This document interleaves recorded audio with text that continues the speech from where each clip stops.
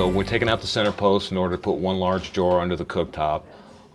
We use these pieces of aluminum angle as a guide to keep the oscillating tool straight. So you want to make sure that you have this as flush as possible.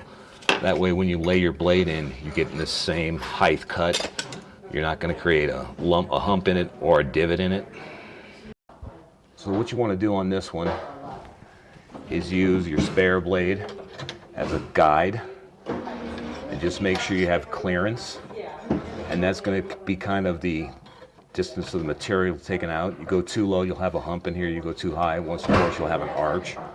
So I typically use the blade as a guide, keep it nice and tight, so you can kind of tell where the blade is sitting, pretty much on the factory cabinet cut, so you know you're following that line.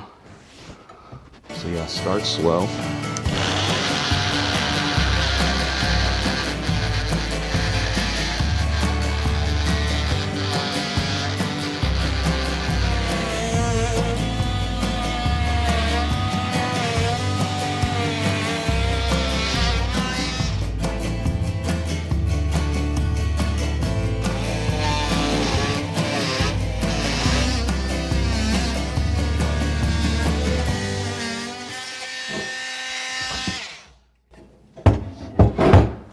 So that's what that guide's going to give you in its end result, a nice flush finish.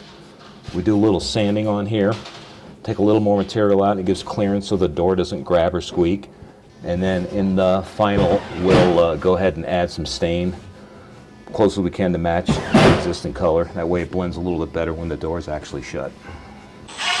So we bring in our own same type of aluminum bracket, and that's going to attach the remove center post to the door, and that should get pretty close where it needs to be. And like I said, we add some stain in here so it really blends it in, and depending on how close your cabinet doors are after the cut, you can hardly see it's been. And that's exactly how you take out a center post in your cabinet. Kind of blends real nicely when you shut it. Unless you point it out to someone, they'd never know. So we notch out for the gas lines or electrical, whatever's in the way, typically. Sometimes you gotta carefully play with these gas lines to get them bended and manipulated out of your way so you can get the right close of the drawer. What I'll probably do is come back with a couple of one-hole electrical straps and actually pin the gas line to the back of the wall. That way there's no flex or the drawer constantly hitting it. That should do it.